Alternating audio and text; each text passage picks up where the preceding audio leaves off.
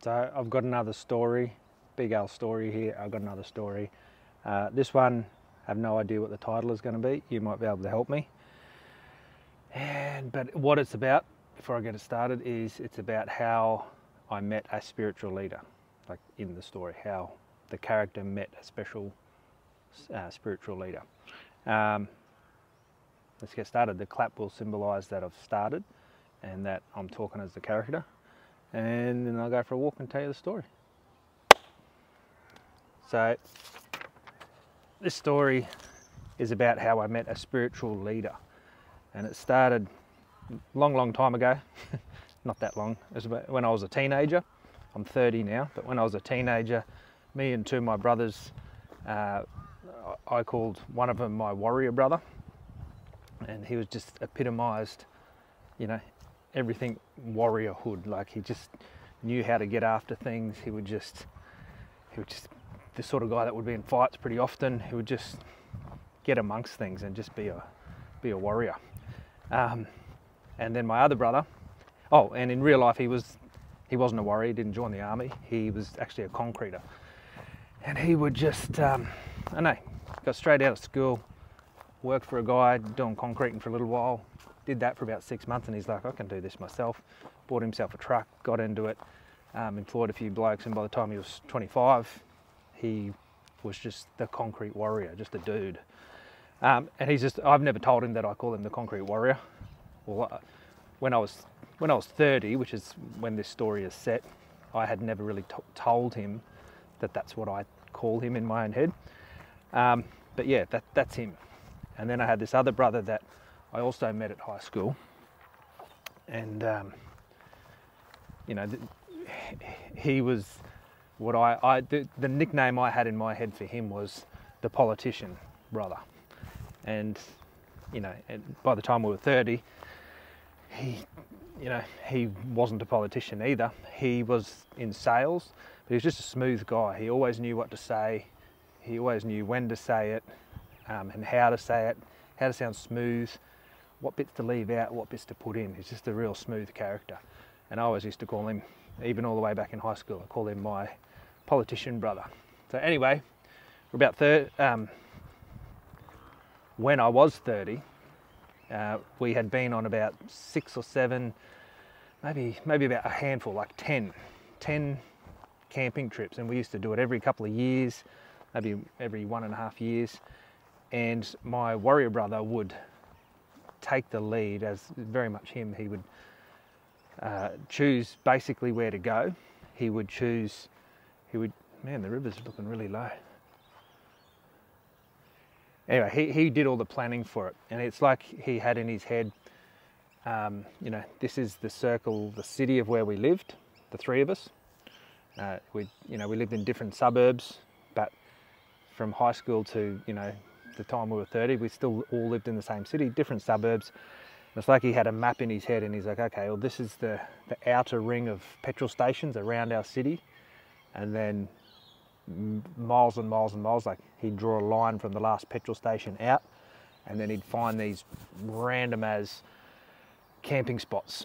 And I don't know how he found them, but sometimes they were government land, sometimes they were private property.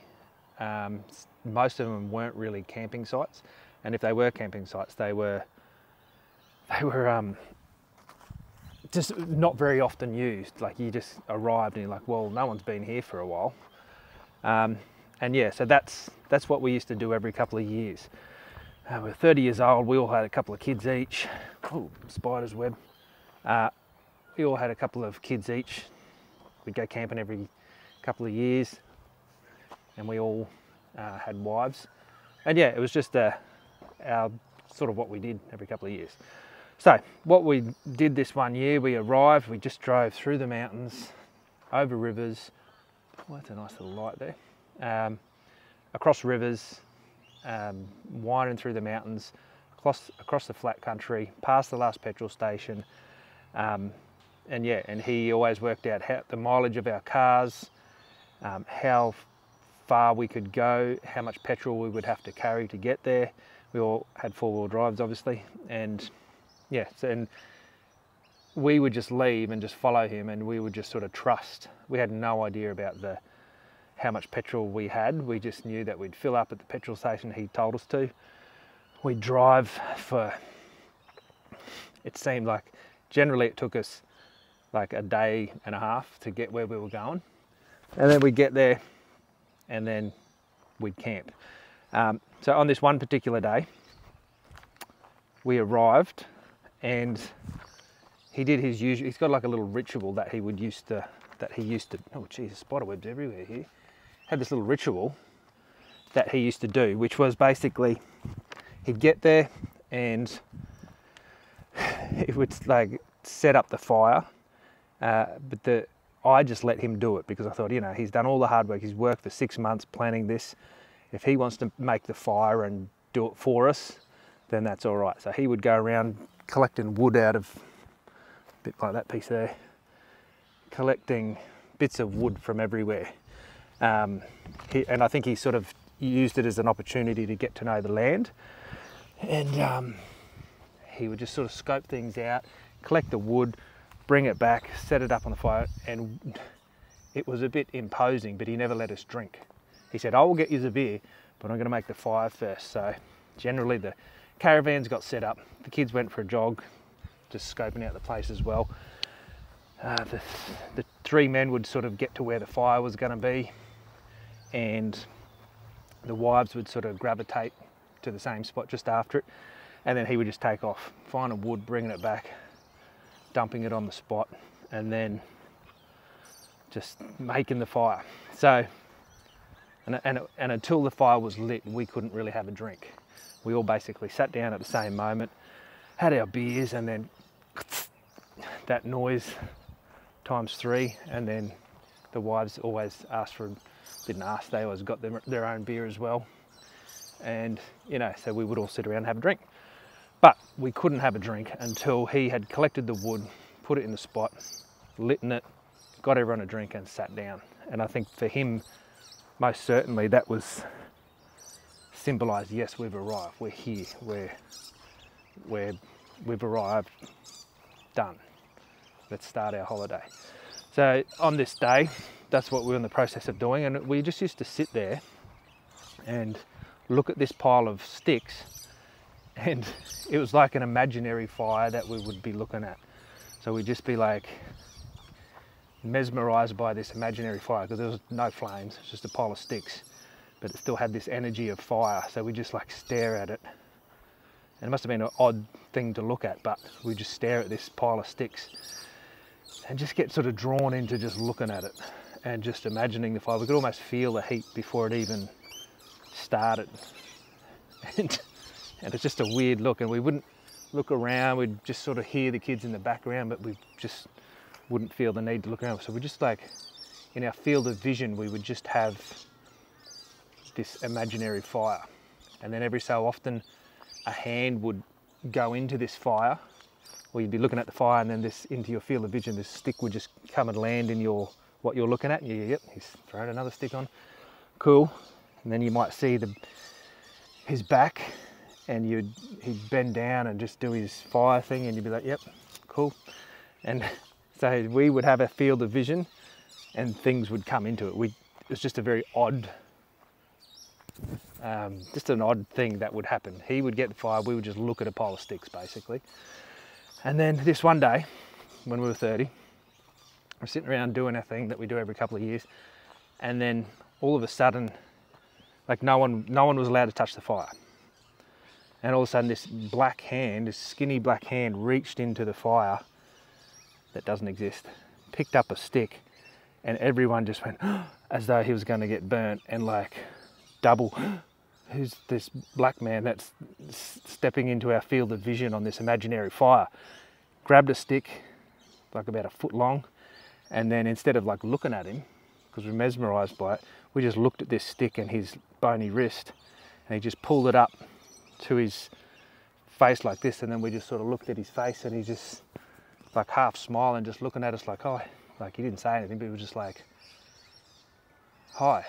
And he didn't say anything, he just sort of smiled and held this stick sort of up like this. And we're like, yeah, hello. And then my politician mate, he's in these situations where things are awkward, he just knows what to say. So he's like, hi, yeah, welcome to our campsite. It's make yourself at home.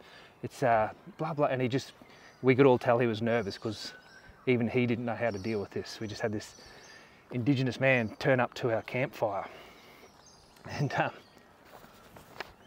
there we were, and we're just like, we didn't know what to say. He didn't say anything. Our politician mate was quickly running out of things to say, and then it all went silent. We could hear the kids in the background, a few birds, a magpie, and we didn't know what to say. It was just silent. And then clunk, and all our heads swiveled around to the other side of the fire, and it was our warrior brother just clunking a whole heap of sticks on another whole heap of sticks, like a pile next to the big pile. And we're just like, there was just a sense of relief that went through the group. We're like, oh, he'll know what to say. It won't be polite, but he'll know what to say. And yeah, and so that's what we thought. But before I get any further, I explain what this Indigenous man looked like. He had maroon like footy shorts on, little short ones. He had a blue singlet, and he had a white Akubra hat, sort of little bit, almost looked American because it was a bit floppy and like big. And then thongs, and he looked pretty calm and pretty centered, but he was an Indigenous brother, and that's what he looked like. Big white beard, older than all of us. He probably would have been 45, probably 45 or 50 at that point. And then we're like, wow, okay, awkward moment. Our warrior brother has clunked a whole heap of more sticks on the ground, and he's going to know what to say. It's not going to be nice, but we know our brother. He's going to deal with this situation. And then he goes, "G'day, mate. I see you've got a stick for our fire." And then the old man, he doesn't really say anything. He just has like a permanent smile. It's not really a cheeky smile. It's just like a bit of he's just happy to be alive, sort of. It was hard to describe. And then he didn't answer. He just like pulled the stick like up towards his chest a little bit closer to sort of say, like, you know, like, this is my stick. You can't have this stick. And then our warrior brother was not really happy with that. And he goes, "You know, nobody owns that stick." And then the Indigenous man, like, he didn't really answer then either. He just looked around at like the spot of where we were. There's a bit of a river or a creek where the kids were. There was trees. There was just campsite-y stuff. And my warrior brother repeated himself. He said, "You know, nobody owns that stick." And he's like, "Okay." And then he repeated it again. And then the Indigenous fella eventually said, "It's not my stick." And he goes, and then my warrior brother's not really convinced on that either, and he just jumps ahead of the conversation. And and within this silence, we were all like, "Oh, our warrior brother doesn't know that he got that stick from the fire, the imaginary fire." But you know, when no one's going to say anything, we'll just let it play out. And then my warrior brother's like, he sees the Indigenous man looking around the fire, like at things. And then our warrior brother says, "I don't really believe in a lot of the things you probably believe in." He said, "That gum tree there, that's a gum tree. That other gum tree, that's a different type of gum tree. That rock, that's a rock. That's not your uncle. These sticks here, they're sticks. They're from all different sorts of trees. No one owns the trees. The trees are not your grandfather. They're just trees. We're going to have a camp here, and if you want to put your stick on the fire, then put it on, or if you really want, you can take the stick, because nobody owns it. And it was about this big. But that's not the stick. And the Indigenous fella repeated himself. He said, "This is not my stick." And then there was just another awkward moment where nobody really knew what to say. And our Indigenous brother, our warrior brother, said again, he said, "Mate, I'll make it really clear. You can put the stick on the fire, you can take the stick, but you can basically leave." He didn't say basically, he said another word. And then just as that statement landed in the space, our politician brother just chirped up again, and he's like, it's our friend here, this stick was on the fire, you know, it's just misunderstanding, mate, you're welcome to stay as much as you want. It's a pleasure and a privilege to have an Indigenous man. And then he fell over his words, "Oh, that's if you are Indigenous." And it was very obvious that this man was Indigenous. And he's like, his words just, they just sort of petered out because he was just saying nothing. And then the Indigenous man just continued saying nothing, and he just held the stick up. I would show you if I had that one just before, but he just held the stick up like this, across the fire to our warrior brother. So it was like he was pointing with his arm, but the stick was running this way, and I was on one side and my politician mate was on the other side, and he's just like, with his other arm, holding like that, with another awkward pause at our warrior brother. And our warrior brother's like, "Mate, you can have the stick, you can leave the stick, but you can fuck off." And then my politician brother, he was like, "Oh, well, I'm not stepping on that." Just like, our warrior brother has said that. This brother, if he wants to stay, he can stay, but it's probably not going to be real pretty for him. And then our warrior brother felt a bit silly that he didn't know. He knows all about sticks and was starting to get to know the land, but he didn't know that stick come from the fire. He felt a little bit cheated, and I understood that. I don't think anyone else at the party did, just me and my warrior brother, and possibly the Indigenous man felt that as well. But anyway, there we were. And then he said he obviously wasn't going anywhere. He just stood there holding the stick and saying nothing.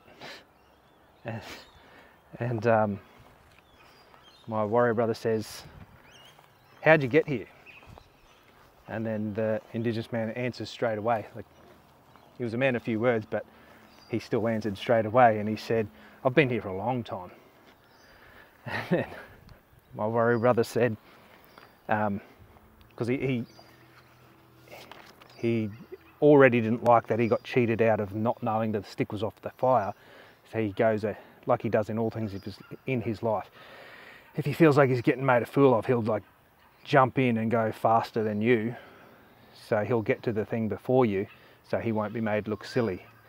And when the Indigenous brother said, "I've been here for a long time," and he just said on the word long, just long time, just half a second longer than most people would. And then my warrior brother, pretty perceptive guy, he said, "Mate, you look like you're 50 years old, and as I fucking said before, that gum tree is a fucking gum tree. That gum tree is a different species of gum tree. Neither of them are your fucking uncle or your grandfather. Not my grandfather and not my uncle. So that rock there is a fucking rock. And I don't give a fuck how long you've been here. What I'm asking is, how did you get here?" And the Indigenous brother, he seemed a little, he did react. He was like, "Oh, that is quite unwelcoming."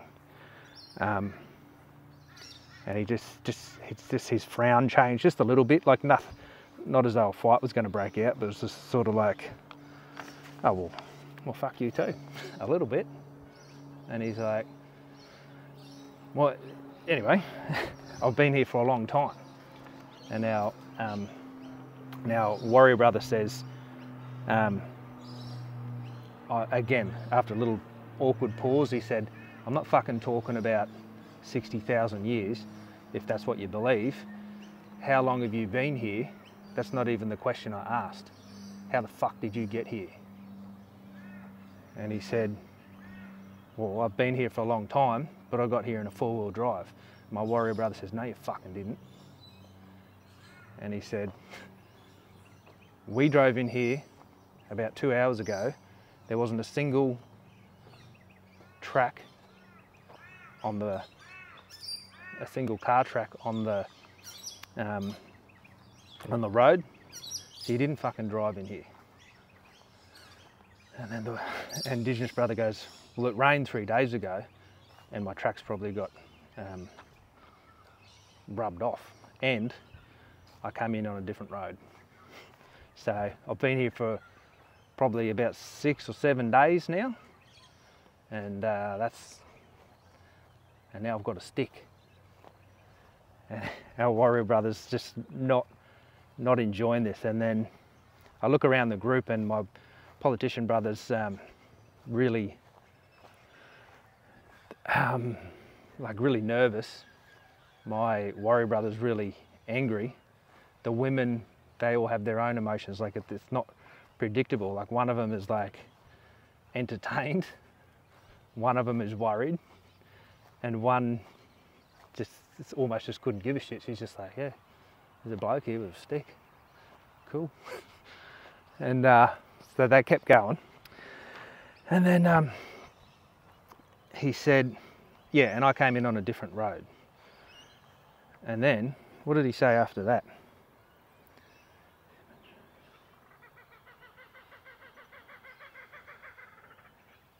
Kookaburras only make that noise when they're hanging out in a group.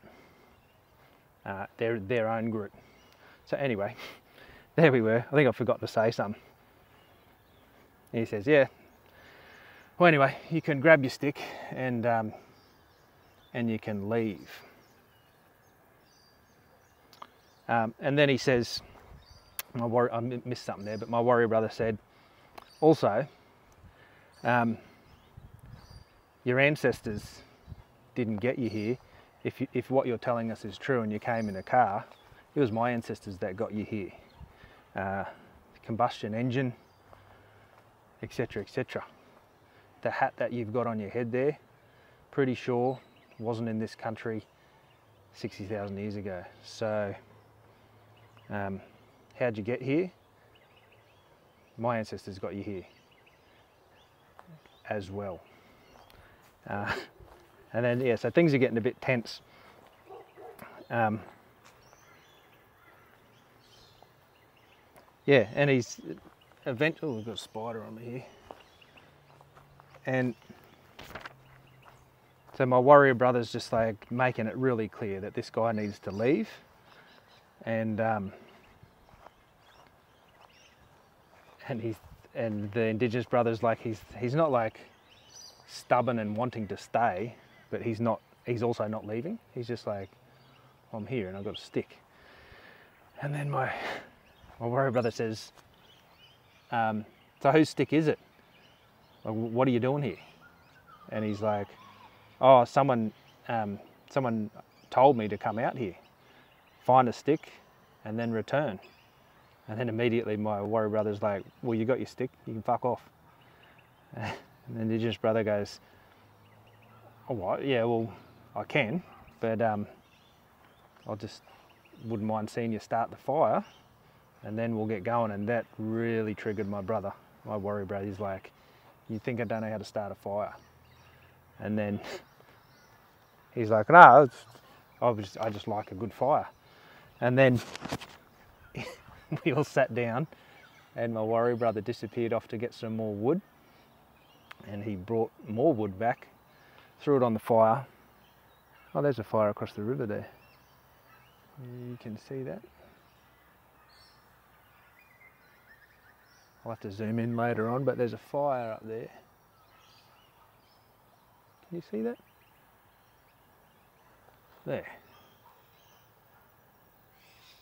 And there's someone up there with a whip or something. Yeah, this Indigenous brother definitely had a whip. Anywho's, there we were. Awkward as fuck, but as my warrior brother left to get more wood, we all felt a bit calmer. And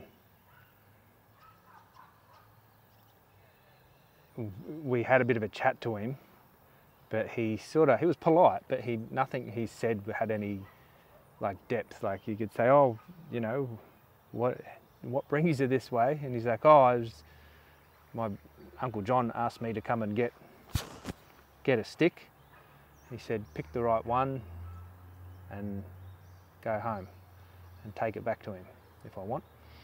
And yeah, he sort of would talk to us, but nothing in depth. And then I even asked him, like, well, you know, what do you run some cattle somewhere? You know, and he's like, oh yeah, and he would just say, yeah, there's a few hundred head up near, and he said some place name, and I was like, I don't know where that is, but I just agreed. I was like, oh, that's nice. Yeah, cool. And then there was just no conversation there because he didn't know, and I don't know, at that point I didn't know much about cattle. He didn't know us, and we were just having an awkward conversation while we just hear this clunking off in the background of my warrior brother collecting wood. And then he comes back, he lights the fire. He was a bit suspicious that he might not get it started, but he gets it started pretty good. The fire's going, and then my warrior brother doesn't want to hand out the drinks, but he's like, brother, would you like a beer? Eventually he says that, and the fire's crackling, and my warrior brother says, do you want a beer? And we could see in this fella's eyes, he was like, oh, like, yeah, I wouldn't mind one. But then he just said, no, thank you, I don't want a beer. I'm just here for the stick. And then my brother's like, well, suit yourself. We're going to have a beer. Make yourself at home. And then the Indigenous brother sits down, and we just have an awkward, it's not even that awkward, like we just sit around the fire, we sort of look at it, just have a bit of a chat. We talk about the football teams we all like, including the Indigenous brother, but I don't know, we just don't have enough to sustain any conversation. And then my warrior brother finally says, so what are you doing here? And he says, I'm just here for the stick. And then he's like, okay, well, there's plenty of more sticks around. If you want any more sticks, you know, we don't, like I said, nobody owns this land. So if you want any more sticks, you can grab as many sticks as you want. And then the man just gave a little bit more information. He goes, no, this is not even, I wouldn't even call this my land. This is not, I'm not from here. And and that's like the most interesting thing he said. There's the fire going up there. And he's like, yeah, I'm just here for the stick. And then my warrior brother says, who asked you to get the stick? And he said, oh, one of the elders. And he goes, I'm not trying to be rude, but I don't believe in elders. Like, that tree is not your uncle. I'm just letting you know, all right? But you're welcome to stay, have as many sticks as you want, but I don't believe in that stuff. And then my Indigenous brother says, no, like an elder, like elders are alive, ancestors are dead. And my warrior brother's given up on looking silly, and he's like, yeah, I get it, okay. So you got an elder. What's your elder's name? He says, Uncle John. Uncle John said, come out, stay on the land for as long as I need to, find myself a stick and return. And he said, I'm actually leaving tonight. I hadn't found any sticks that I wanted, so this is a real, I'm still in the story, but this is a real special tree to me.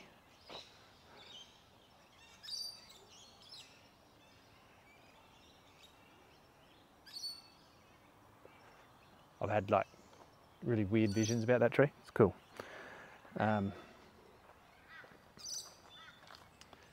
Anywho's, he says, yeah, I'll be leaving tonight, and the sun was starting to go down, about like what it is now. And he says, yeah, so I'll be leaving tonight. I'll take the stick and I'll take it back to Uncle John. If anyone wants to come with me, then you can come with me. And my warrior brother's, the first time he sort of laughed, he's like, oh, none of us, we're here for 8.5 days, we'll be right.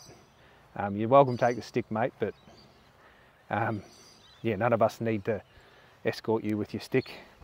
You should be right. You found your way here, even though it's not your land, but you should be right finding your way back. And then I look across at my my politician friend, and he's just like, he's still just processing stuff, and he's like, and I look at my warrior brother, and he just doesn't even notice that I'm looking at him. He's just like, all right, we're talking to an Indigenous man around a fire, fine. And then the women are just like, what? And then I said, oh, I'll come with you. And then everyone's like, what? Nobody says anything, but the feel of that goes through the campsite is like, what?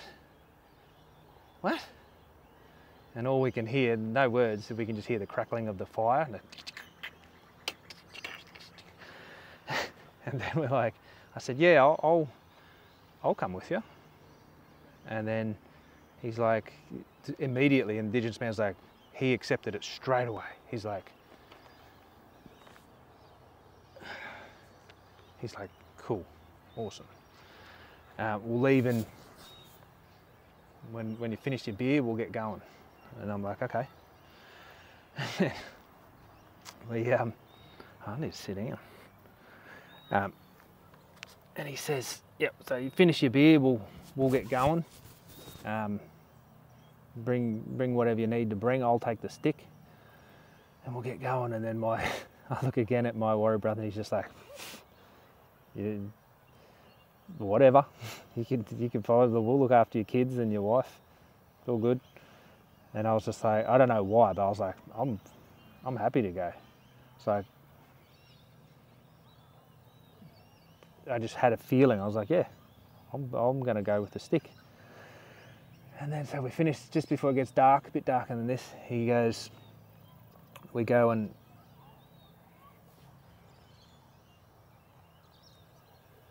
I'm going to properly sit down. Yeah, before we finish our beers and whatever, I just have one beer, and I'm just like, yeah, this is interesting. And then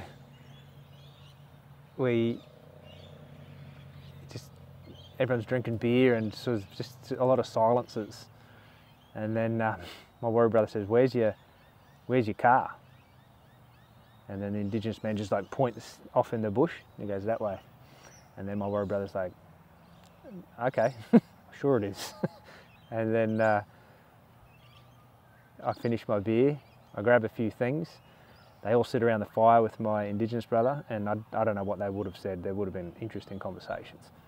But I went and got a few bits and pieces, left the car keys with my wife, and then we both stood up, and then my Indigenous brother just sort of nodded at people with just a little slight wave. I gave my wife a hug, and the kids were starting to come up by this point, and I gave them a hug, and I said, yeah, I'm going with this fella. And they're like, what? And I'm like, yeah. And then a few of the kids were like, okay, fucking go with that fella. They'd barely even noticed that I said it, and I don't think they noticed that they wouldn't have noticed that I left anyway. And they're like, yeah, go with him. Good on you, have fun. Stick's awesome. And then, so we just, in the direction that my brother pointed, we just walked through the bush, like thick bush, across a little creek without getting our feet wet really, because it was so little. Just through it, like up a hill, down a hill, through the real thick scrub. And then we just arrived at a car in the middle of the bush that looked like the trees had grown around it. And it looked like it'd been there for a long time. And we get there, and it's a maroon Land Cruiser. Oh, that's what I was going to say. There was a bit of a conversation that I forgot where my warrior brother talks about the other man's ancestors, and then my Indigenous brother points out that he didn't even get himself here. My warrior brother, like his Japanese ancestors that built his Land Cruiser got him there. And actually, no, he wasn't the one with the Land Cruiser. He had a Navara, which is also from Japan. He said, you know, your Japanese brothers, Mr. Miyagi got you here. Anyway, that was a conversation that happened before that I forgot. It was a very entertaining part of the conversation. Anyway, we find this maroon Land Cruiser, and my politician mate had the white Land Cruiser. My warrior brother had the silver Navara, and my car was neither here nor there. And then we went and jumped in the maroon Land Cruiser, and he just like shifted a few sticks in front of it, put the stick under his seat, hit the diesel, started her up and just like drove further into the bush. And I'm like, where am I going? This is weird. There's like trees like banging off the windscreen and stuff, and we're just like bouncing through like rough long grass and scrub back through the little creek that we walked across, out down a mountain or down to like a big hill onto like a flat area, and then into like a paddock. We saw a few cattle, went to just this random direction off in the flat country, got to finally saw that we're actually inside a paddock, which I didn't realise. Drove to the corner of this paddock, went through a gate, went through 6 more paddocks that were the same, cattle paddocks, and then we got onto a road. It wasn't the one we got there on. Got onto a road, drove through some mountains and across some more flat country, and then we were just having conversation. And he wasn't really talking to me. Like he would just say, like me personally, I'm like real happy to talk about Roman history. So if I'm interested in it, I'll talk about it, and he will feel that I'm interested and we'll talk about it. And that's usually what works for me. And it's just like, he knew enough about anything to talk about it, but he never really wanted to talk deep. He was like, oh yeah, the Romans, the Greeks and the Romans, oh yeah, yep, they're good fellas. And they got a bit bloody off track there, but yeah, they're all right. And oh yeah, just like everything was superficial. Yeah, I know about that, but yeah, okay. And then I'd talk about his football. I knew he was into football, and he'd be like, oh yeah, they're going all right this season. They went all right last season too. They'll probably go all right next season as well, but yeah, they're a good bunch of blokes. There's a few bad apples in there, but yeah. There was just like no depth to any of our conversation. And I was like, oh, so I gave up. I was like, all right, I've got a stick under the seat. Got my Indigenous brother here. Here's a Kubra. It wasn't a Kubra. His cowboy hat was in between us. We're just driving, a bit of hay in the back, like it was not bales, but just hay, little strands of it. And we're driving, and then it was dark by this point, and then we just came across this little town, and then we pulled into this town, and then he's a real skinny bloke, and then he jumps out, and we park. This town had one pub, and it would have had about, I don't know, a couple of hundred people living there. And I get out my side, he gets out his side, he grabs something out of the back, and he bends down, disappears behind the car, and I'm like, oh, whatever. And then he jumps back up, and he goes, oh, I'm a Flash Murray now. And I can see him across the tray of the Land Cruiser. He's like, oh, I'm Flash Murray now. And I'm like, okay, cool.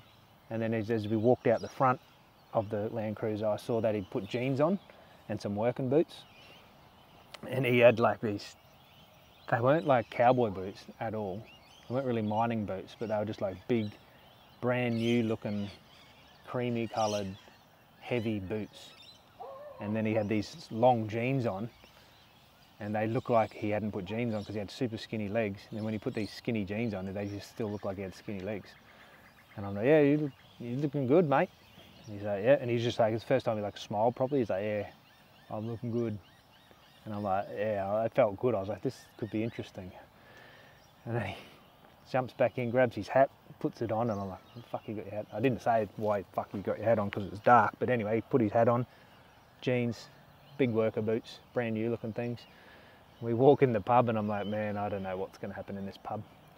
And then he sits down at this table that already has 3 men at it. And then I sit down and I'm like, oh, his hat was off at this point. But we got in there and he obviously put his jeans and shoes on to get into the pub. And he just sat there and just like immediately, like just couldn't shut him up. He was just like talking heaps, like real deeply with these 3 other blokes. Blah, blah, blah, blah, blah, blah. Like mentioned me, like pointed at me, oh, blah, blah, blah, blah, blah, blah. Hey, oh, ha, ha, ha, ha. Laughing. And I was like, I couldn't process it. I was just like, what is going on here? And now he was talking deeply and I couldn't understand. Like my mind wasn't there to hear what he was saying. So I was just like, I'm just happy to be here, I think. And then they all stop talking and they look at me and they're like, oh, yeah, anyway, blah, blah, blah, blah, blah, blah, blah. And then we go outside and he ordered a beer and he asked me if I want a beer. I declined. I was like, oh, well, first I declined and then I said yes. Anyway, I had a beer and then when, did he have a beer? No, he didn't have a beer. You can read a lot on this man's face and he's like thought about having a beer and he's like, oh, I'm not finished work yet. And he declined a beer again. He asked me if I wanted a beer. I declined as well and I was because I just couldn't work anything out. The other men, all of them had beers and they were throwing them back pretty good, having good conversation. No idea what it was about. It's about cattle and stuff. And then, he got his hat out of the car. He also got the stick.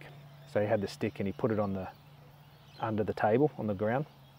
And then for a good couple of hours we were there. And then he picks his belongings up, picks the stick up.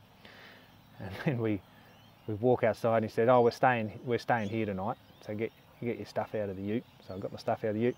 Stayed in this the walls were Besser brick. And the bed was like flat and hard. And we stayed there the night. And then I was like, I have no idea what's going on. But I found in these situations, I get to a point where I give up and I'm like, I'm still a human. I'm still able to like function. I can still talk to people. My family's in good hands. My brother's good hands. It's all good. And I was just like, I'm up for this adventure. I don't know where it's going, but I'm going with this man and this stick. And then we sleep, there's conversations like, it feels different. He feels like he's a bit happier, but he's just like, still not keen to talk too deeply. And I said, what's your job? And he said, you don't even know my name. And I said, what's your name? And he said, Wayne. And I said, oh, g'day Wayne. And he's like, what's your name? And I said, oh, my name's John. And then that opened up our conversation a little bit. I said, what do you do? And he said, oh, well, you know how your brother's like a warrior brother? I said, yeah. And he said, you know how the other brother's a politician brother? I said, yeah. And he said, well, I'm neither of those two things. And I'm like, okay, well, what are you? And he said, oh, I'm sort of like a caretaker.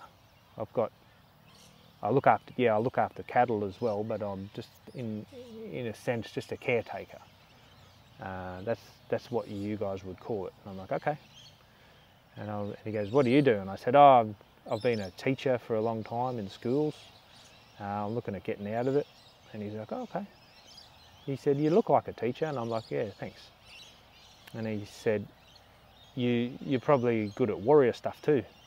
And I was like, yeah. And then I was like, how does he even know that I call my two brothers warrior brother and politician brother? My two brothers don't even know that. And he's like, anyway. And at that point I felt more comfortable. I was like, oh, this guy is actually, he gets me a bit. And then he's like, yeah, well, and I'm sure you're a smooth talker like your other brother. And I said, the politician brother. And he goes, yeah, the politician brother. And I said, yeah, I am a bit like that, but though I'm not a politician, I'm not a sales rep, I'm not a concreter, and I'm not a warrior. And he's like, and then I said, and I'm not a caretaker. He's like, yeah, he said, that makes sense. And I'm like, oh, thanks, because it doesn't make any sense to me. He goes, anyway, we'll get yourself some sleep, we'll get going in the morning. And then we wake up, we jump in the car.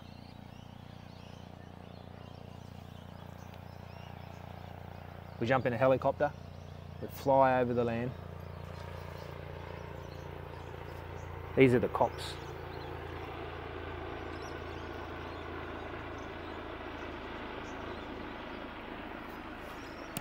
They're always flying around the rivers.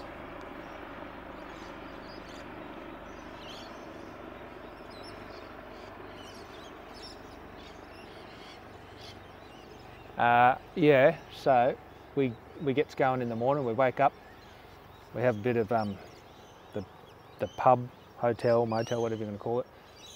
We have a bit of plain food, we get going, and we jump back in the Land Cruiser and we just drive further, and not much further, but we get to another town, and it's still morning time, it's probably like 9 o'clock or something like that. We turn up to this town, pull up out the front of this house.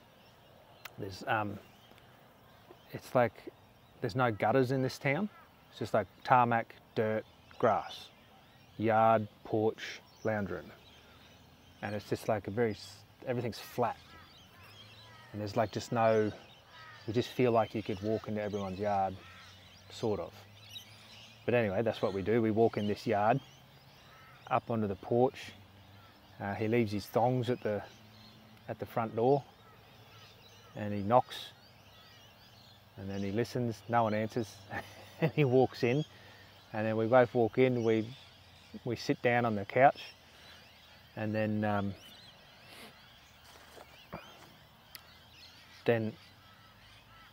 this older man walks out, and he just has an incredibly different vibe to my mate Wayne.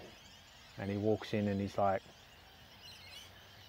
he just has a different vibe. I'm just like, wow, who is this guy? And he's an Indigenous man, and I'm like, hey. And I just feel like standing up as he comes in, and I stand up, and then I look back at Wayne, and Wayne doesn't stand up. He's just like looking at me, smiling, and then I sit back down. I'm like, I extend my hand and I say, oh, my name's John. And he's like, oh, pleased to meet you, John. And then more kookaburras. And he's like, yep, pleased to meet you. And then he talks to Wayne for a bit. And he's like, thanks for bringing the stick. And the stick's sitting on the coffee table at this point. He said, thanks for bringing the stick. You've done a good job. I'll see you when I see you.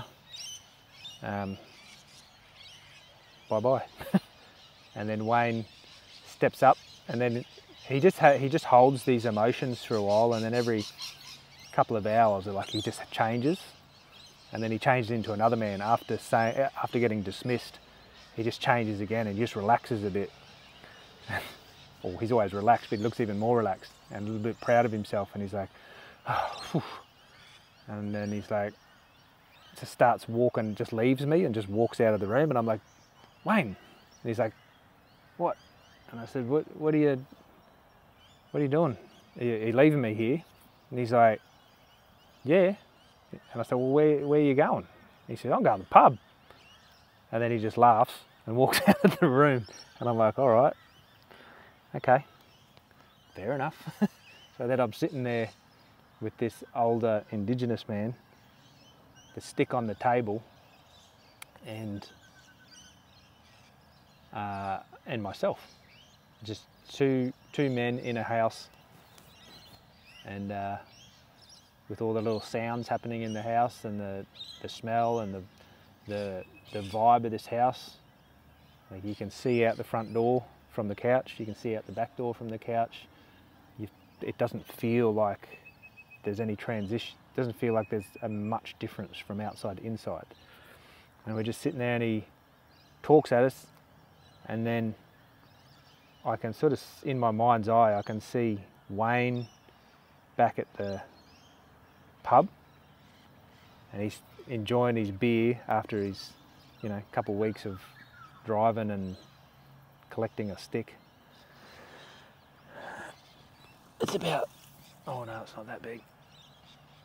It's smaller than that, it's heavier than that. Anyway, and I'm visualising, and as I'm visualising, this older man is talking to me.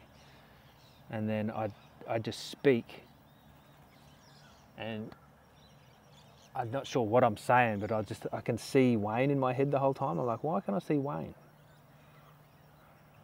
Why can I taste Wayne's beer? I couldn't really, but I was just like, that's what was in my mind, was Wayne. And I'm like, all right.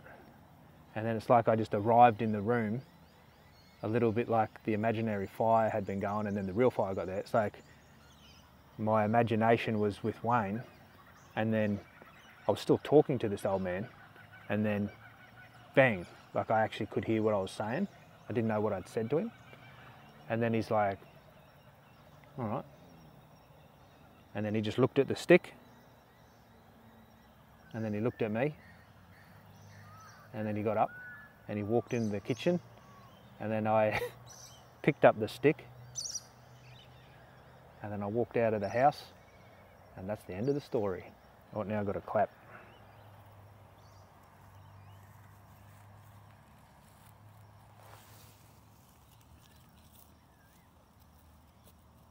Oh, this is going to be difficult. Here we go. Oh, jeez. Oh, I know how to do it. Get me trusty wallet. Yeah, so the story's about to finish. Oh, crutch shot. Oh, we're on a hill.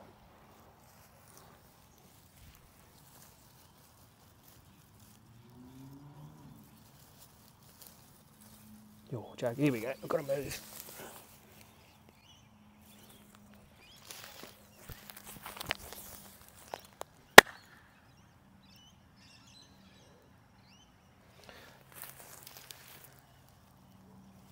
So, that's the end of my story. If you've got a title for it, let me know. That's probably the longest spoken word story I've done. And before I get going, just want to tell you where I am. Put my credit card away, pick up my paper. And this area here used to look a bit different a long time ago, but when I was younger, there was a big triangle of grass there. We used to ride the motorbike down here, across here, down there through this tunnel of grass, past the magic tree. That's a whole nother story, I'm not going to tell you about that, but that's the one closest to the water line. This here, motorbike would go up, then there's another creek over there, we would jump into it, go through it, up the other side, and then come back, and come there, and then go like that, for a good 6 hours at a time. So that was like with two of my best brothers. I wouldn't call, one of them is sort of warrior-like. One of them, well, actually one of them's a warrior, one's a politician. But yeah, I've spent many hours down here with my real brother, like my blood brother. Ridden around here so much on my motorbike. And before I get going, down in that little dark spot there, when I was having one of my, every 6 months to a year, I have like a mind expansion, I call it. And I'm not going to describe that either, but it just gets weird. And not the magic tree, but this other tree down there. I just found myself down here at a really weird time that most people would be like, no, that's crazy. You shouldn't just go places at different times. Unless there's a reason to be there, you should not be there. Anyway, I went down there, sort of searching for something, and then I got to this tree and spray painted on it was, I think it said the spot. And I was like, yeah, well, I'm in the spot. And then it stayed there for years, and it's probably still there. It's in blue graffiti writing the spot on this tree. And every 6 months or so I'd come down here and say, oh, I'm at the spot, still here. Anyway, I don't know if you need to know all that. But yeah, this is a special place to me because I used to hang out here with my two best friends. We were sort of primary school age. All of that was not accessible. And my swimming coach used to live up there. There's a caravan that you can take camping. And that's about all I can tell you about this spot. All right, interesting story. Hope you liked it. If you got an idea for a title, let me know. And I'm aligning my stories with what I'm actually doing. And I think the number 3 is really, really powerful. So I've got I used to ride this bit of land with my two brothers. Kookaburras hang out in groups of 3 or more and make that noise. 3 is really important. There's 3 blokes in that story. I used to ride here with 3 blokes. And what I've been doing for the last 2 years is checking in with a voice message with 2 of my brothers. Look at this one. This is a special one. Look at that. That's awesome. Not mine though. This one's pretty cool. This, I could tell you a bit about that and that tree, but that's another story. What was I talking about? Yeah, so every day I check in with 2 of my brothers. There's 3 of us in total. It's called the 3G process. I like to call it the 3G network, but it sounds like a phone plan. 3G process, if you're interested in it, in the power of brotherhood and the number 3, send me a message and I will hook you up with 2 brothers. You might get a politician and a warrior, you might get a spirit leader, you might get a caretaker, you might get an electrician, you might get a concreter, you might get a sales rep, you might get a mechanic, you could get just about anything.